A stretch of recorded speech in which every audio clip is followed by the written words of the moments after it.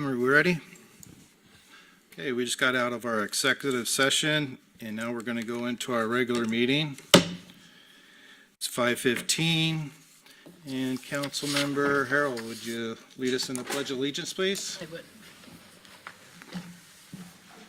I pledge allegiance to the flag of the United States of America and to the republic for which it stands, one nation, under God, indivisible, with liberty and justice for all.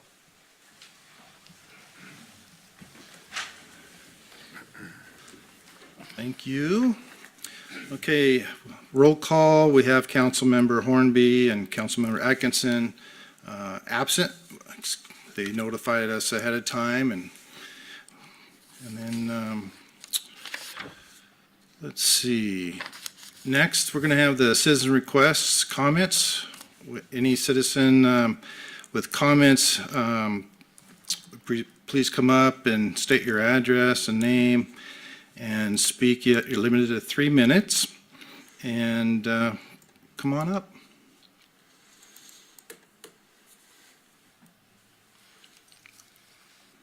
Perfect. I wouldn't go that far. Almost perfect is acceptable, though.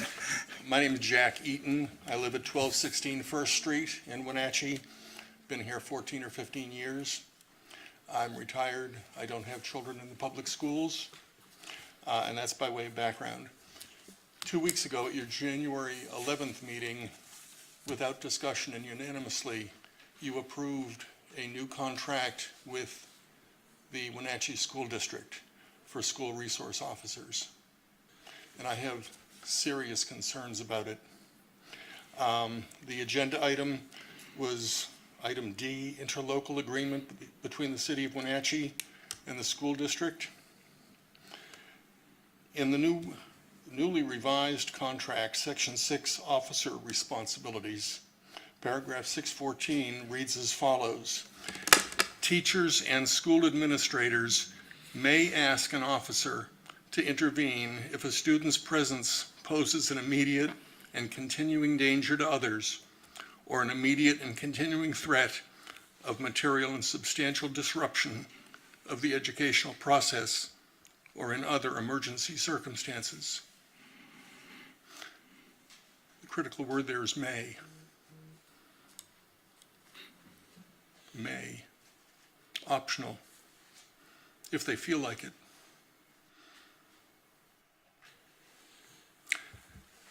This appears to be the only provision in the contract addressing America's continuing problem with violence, shootings, deaths, injuries to students, teachers and staff, emergency responders.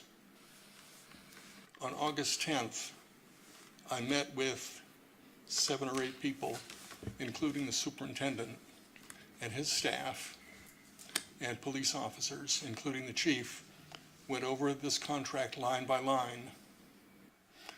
This was one of the items that I objected to. The director of safety and security for the school district agreed that it was not an officer responsibility. It should come out of that section. And since it was covered in policy, it could be eliminated. They've had 6 months. They didn't bother to change it. Each of you voted in favor of making this optional, and I'm horrified. I suspect none of you read it, because had you read it, you would have paid attention to it, and you would have understood what it meant. I don't know why the superintendent allowed this to remain. I can't explain that. But if you will not cancel the contract and have it rewritten, at least you should increase Wenatchee's liability insurance coverage for when you need it. Any questions? Nope. Thank you for your time. Thank you. Anybody else? Is there anybody online? Oh, I think we have somebody here. Hi. I have a question before my time starts, if that's possible. Yeah, it's not, this, just so you know, it's not really a question time, but if you, Do I just hand off to them for their 3 minutes, or do I read all of us if we're part of a team, or how do we do that?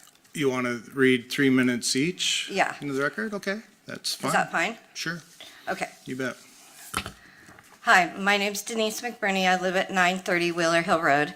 I attempted to be here on January 11th, but due to hazardous driving conditions, I was transported to Central Washington Hospital that afternoon instead.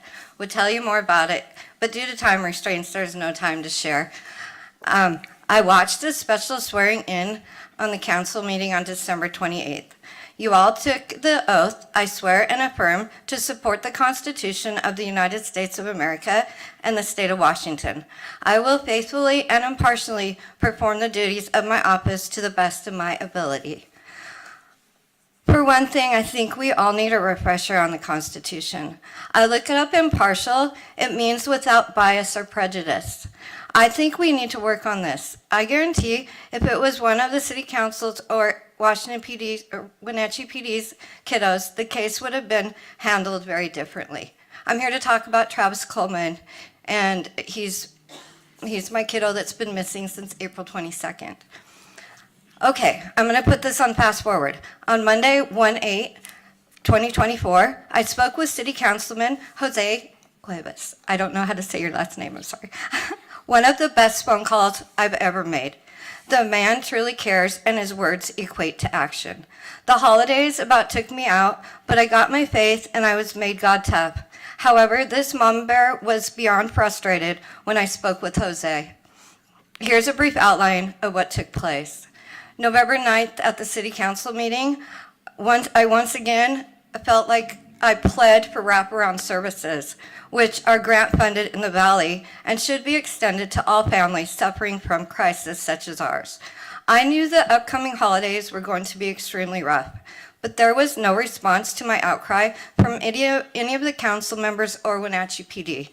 December 4th, I met with Chief Crown, and my family's request was to get an investigation launched as there were many discrepancies, sketchy occurrences, and after requesting and reviewing the Wenatchee PD's file on the case, sorry, I lost my place. There was a lot of reporting that turned out to be false, plus there's missing a lot of the story. I also intended on getting wraparound services for my broken down family. I took my friend who also works in human services. When the meeting concluded, Chief Crown was going to refer us to support services for wraparound care and speak to the detective unit about getting new eyes on the case. Because there's a new detective on the force, I was beyond excited. As we were leaving, I inquired about how we would follow up. Hey, Denise, would you feel more comfortable just is that okay? She just continues for a few minutes? Are you guys okay with that? Would you rather do that, Denise? Yeah, sure. Okay, yeah. I don't know if they could understand my writing either. Okay. Because there's a new detective on the force, I was beyond excited. As we were leaving, I inquired about how we would follow up with each other. I was told to check my email, which I did every day, and Christmas came and went, and there was never an email that came through. So by the time I phoned Jose, it had been nearly 5 weeks. I was extremely upset by the lack of response. In a nutshell, I told Jose that the entire thing was unacceptable. He heard me, agreed, and thanked me for the feedback. Jose told me he would be contacting Wenatchee PD. I was so thankful. Guess what? By mid-afternoon the following day, I received a phone call from Detective Hewitt and the mental health providers. Well, it was better late than never. It only took me 9 months of never giving up Mama Bear style. This was something I requested the first couple days of our traumatic event. And so, as you can imagine, it was much needed. During Jose's swearing-in ceremony, he said that he appreciated our trust in him. He added that there was a lot of work to get done and that he was really excited. He also said that he was here to serve us. He added, "You guys are my boss." It's really true. He was there to serve me. I am so grateful because I found out that people like him are hard to come by. Yesterday, I got to meet Detective Hewitt. He even made a house call. No one had even, yeah, it was the first. We began to review and share details in regard to my son and his case. We met for 3 hours and barely scratched the surface. We will be meeting again soon, as I have so much to share. He is receptive and all in. Finally, someone who wants to talk with me, he even wants to check out Trav's bags that I couldn't get any law enforcement officer to collect when we found them near Butler Ridge, and they're still in my garage as I haven't been able to inventory them on my own. It's super tough. This trauma stuff. Anyway, I would like to thank Detective Hewitt for his service and being an upstanding and outstanding representation of law enforcement. Also, I was contacted and met Paul from Catholic Family Services Diversion Team. It was apparent that dealing with my son's case, no closure, and what I've been through attempting to get law enforcement and other public services to work for us and with me has produced trauma on top of trauma. He hooked me up with a mental health intake specialist, and we completed an assessment on Saturday, which was totally weird because in my line of work, I was the one giving assessments, not taking them. The results were pretty intense on paper. Let's just say they were extremely impactful, not in a good way, as it revealed how necessary mental health services are to suffering victims. My PTSD was off the charts. I sure could have used some caring professional help and support long ago. However, I am a warrior and I will overcome anything in my path that deters me from finding my son. I have many ideas and suggestions for the local authorities on how to improve policies, procedures, professional conduct, unity between jurisdictions, upholding oaths. I could go on, but I think you get the gist. We did speak with Chief about getting more trainings for his staff. We really need to improve, and I'm hoping to meet with those people responsible for implementing changes to make sure this never happens to anyone else's family. On September 14th, I spoke at my first city council meeting ever. I requested that I be put on the agenda as there is much to review and correct in regard to Wenatchee PD's standard operating procedures and policies around missing persons. Mayor Kuntz told me they would get back to me in regards to policy changes, but no one has. Therefore, I haven't been able to share what policies and procedures need to be changed or looked at. So I don't know how we can, fix things. So I haven't been able to share what policies and procedures are in question and need to be looked at. There seems to be a lot of review necessary.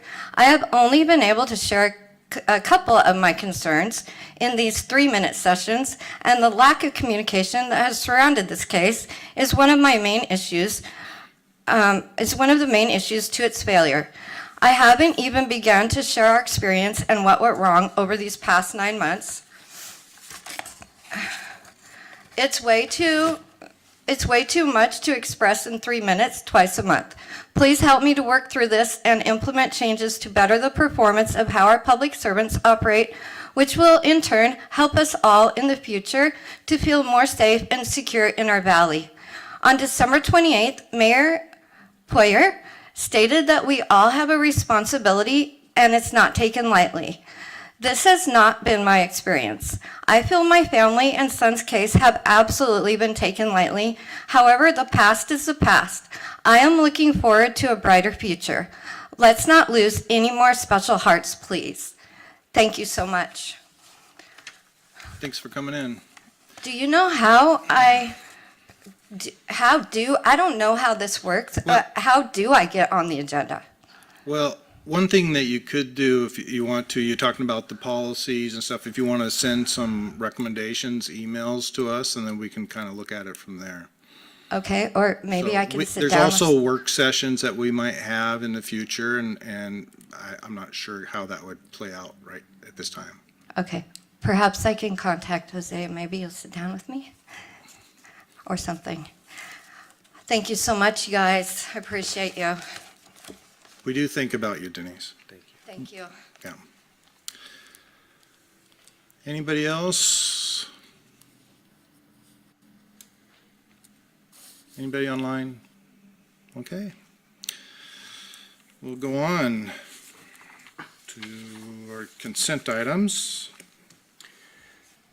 Your Honor, I make a motion to approve the agenda with one addition. We're going to add item C, a motion regarding interviewing new candidate members, and we're going to move the public hearing to item D. And also approve the vouchers and the minutes from previous meetings. We're also going to make a motion for the City Council to approve the final contract voucher with Hallam Builders, Inc. for city project number SW23-08, Public Workshop Building Number 4, partial second floor addition, and authorize the mayor's, the city administrator's signature. Also make a motion for the City Council to approve resolution number 2024-02, appointing Paul Priestley as a member to the Tourism Promotion Area Advisory Committee to fill an unexpired 3-year term, and reappointing Rosa Polito to another 3-year term to the Tourism Promotion Area Advisory Committee. And lastly, a motion for the City Council to approve resolution number 2024-03, appointing Paul Priestley as a member to the Lodging Tax Advisory Committee to an unexpired 2-year term, and reappointing Rosa Polito, Kyle McCubbin, and Darcy Christofferson as members to the Lodging Tax Advisory Committee for an additional 2-year terms. Second. Your Honor, I have a conflict of interest here. I will have to recuse myself. Do you have enough to vote, or can? We're good. Got a motion by Councilmember Huffaker and seconded by Councilmember Rojan Estesian to approve agenda, add item C for interview for District 2 and move, was it to move it to Public hearing to D.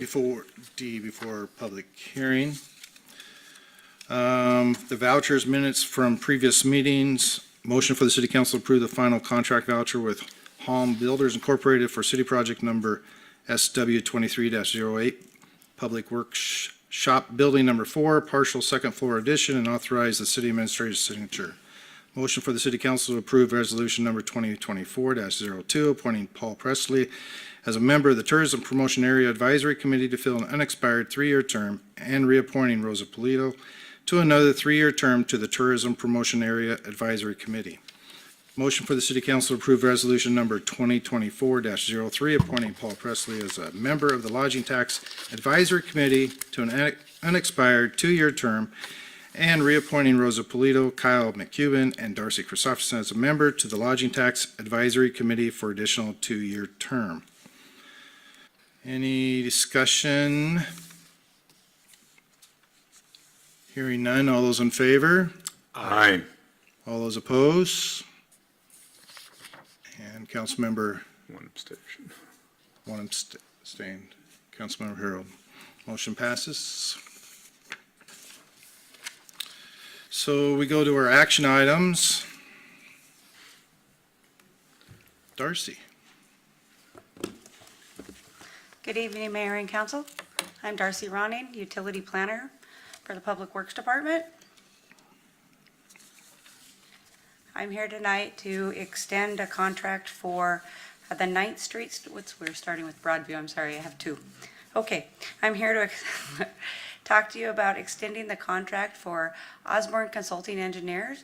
They have been the engineer of design to date. The Broadview project has been bid and is on schedule to go to construction. this spring of 2024. And so we would like to retain Osborne Consulting Services to be the engineer of record through the entire construction process. Doing that, they will look at any change orders, they'll look at the contractor submittals, and they will weigh in from their engineering perspective on all things construction until the close of the project. So we would ask tonight if you would allow the city administrator to sign the agreement to extend that contract. It is in, I'm going to tell you what the scope of services is.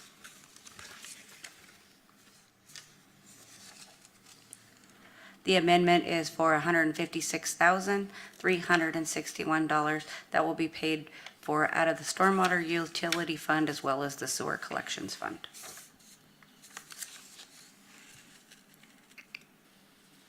We have any questions for Darcy?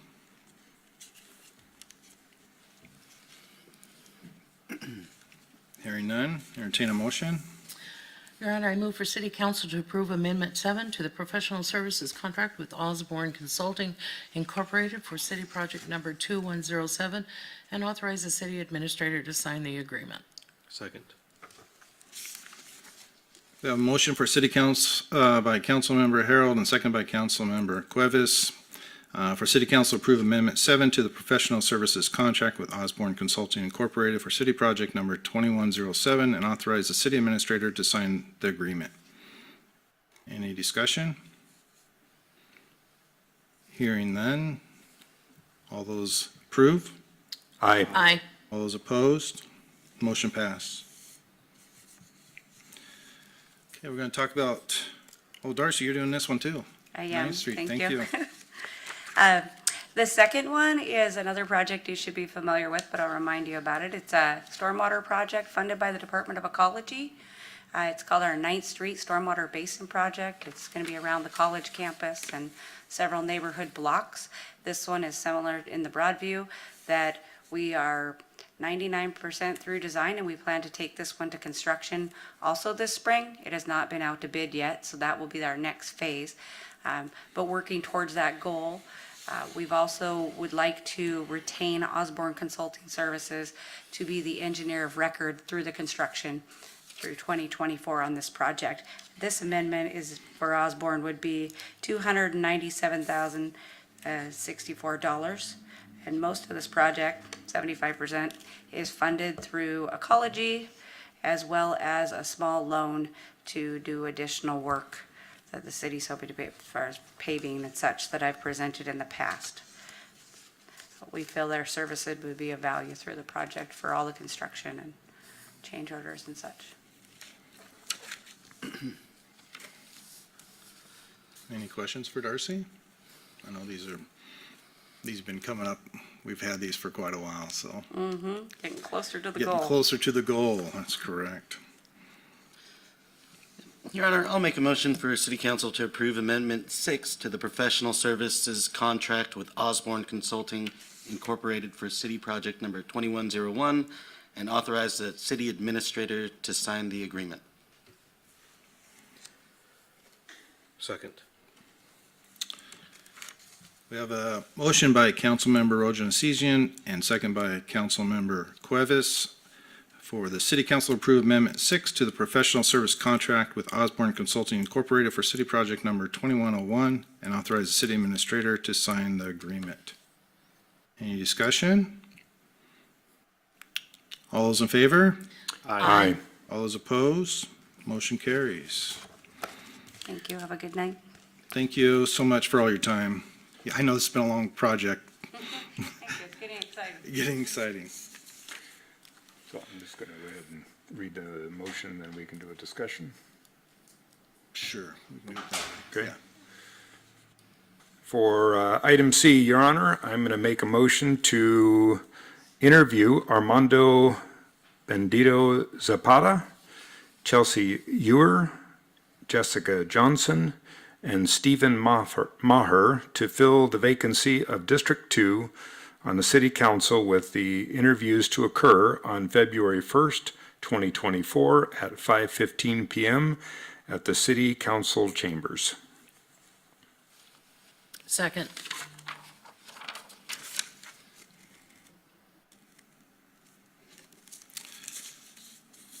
Okay, we have a motion by Councilmember Huffaker and second by Councilmember Harold to interview Armando Benito Zepeda, Chelsea Eor, Jessica Johnson, and Stephen Mayhar to fill the vacancy of District 2 on the City Council, with the interviews to occur on February 1st, 2024 at 5:15 PM at the City Council chambers.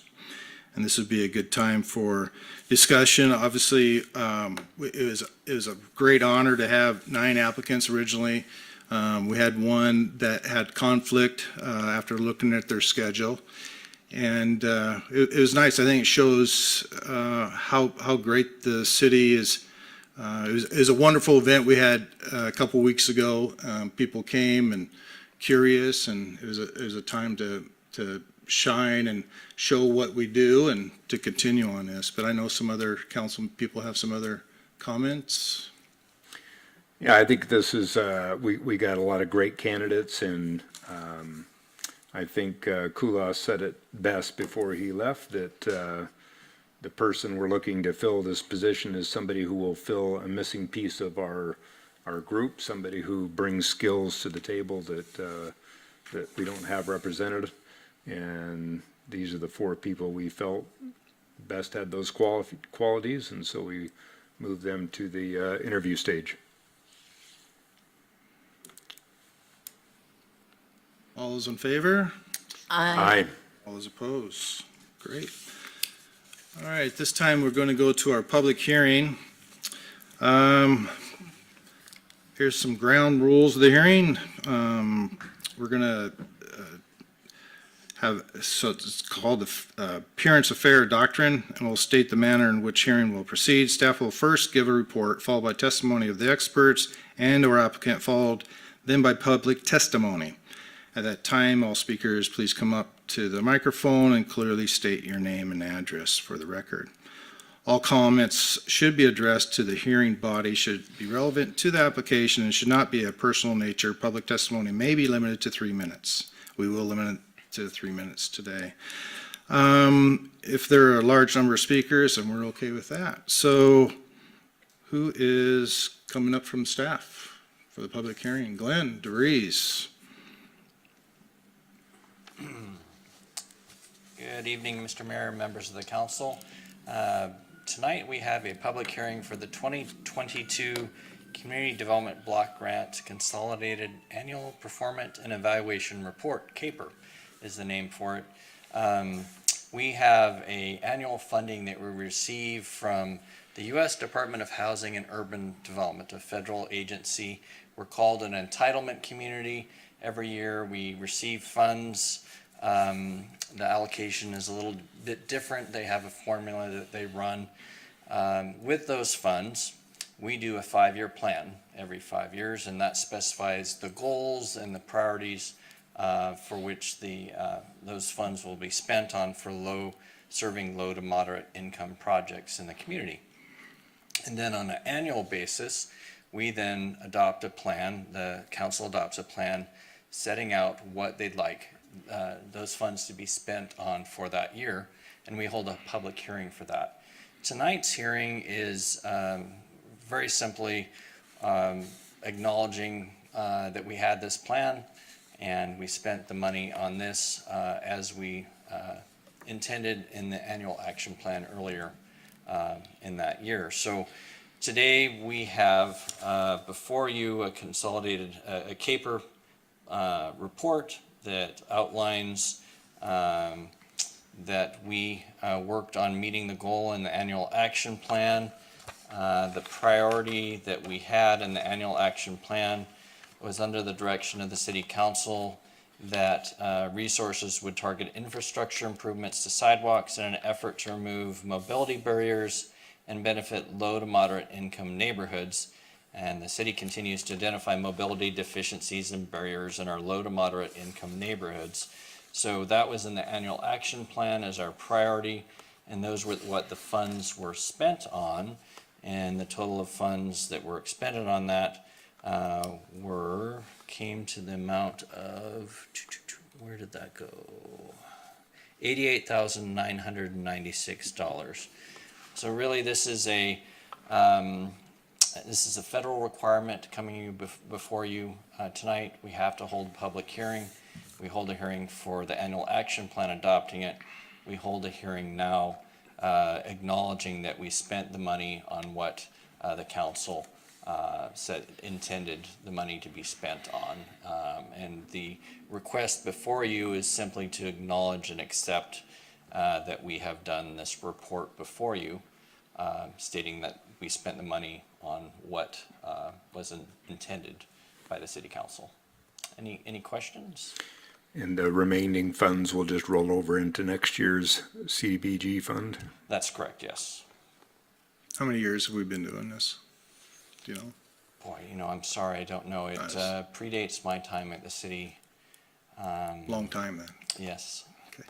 So I've been here about No, I just, almost 11 years, well, 11 not years. quite 11 Okay. years. So. when did we decide to spend most of it on sidewalks? I'm just kind of curious. Last several years. Last few, okay. All right.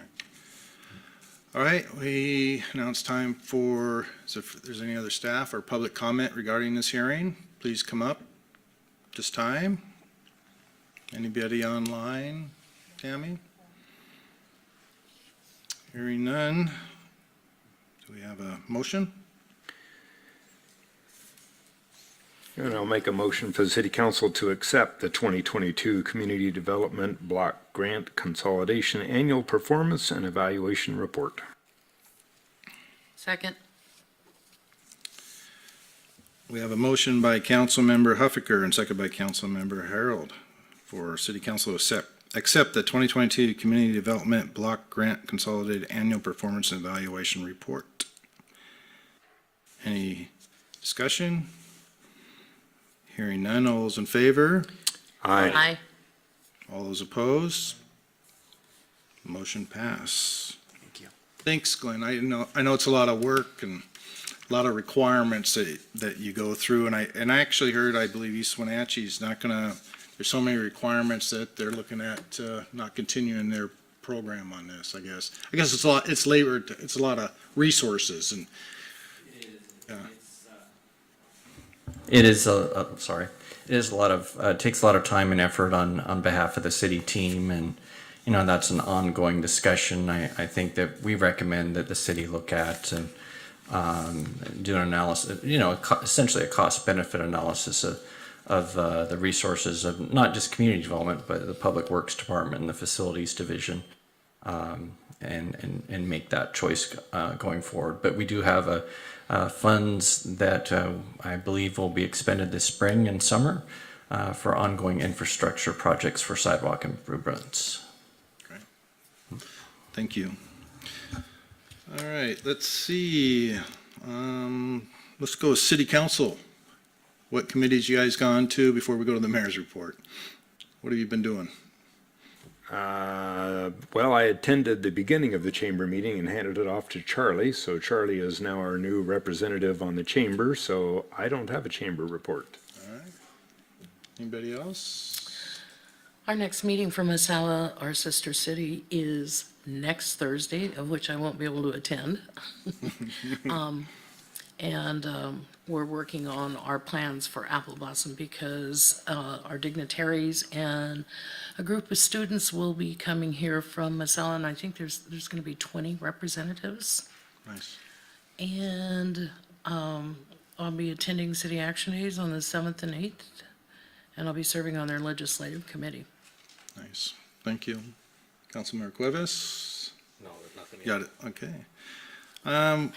We did get to sign the bond actual closing documents today, which was exciting for the convention center. So we should be able to go out, hopefully early February and look for bids. Mayor Crawford and I are gonna do a coffee and commerce at the chamber in a couple weeks. So that'll be something, trying to bring every jurisdiction together so we can look at, our future and look at it not just with a river, but both our communities together. Let's see, we went to a economic development meeting, Laura and I, and they talked about, they have this vision that they're gonna see about a brewery district. And it's kind of interesting to see how that would work out and plan, and it might be able to tie into Reimagine Wenatchee. So that's something I'm excited about. And Laura, what else do we have that we?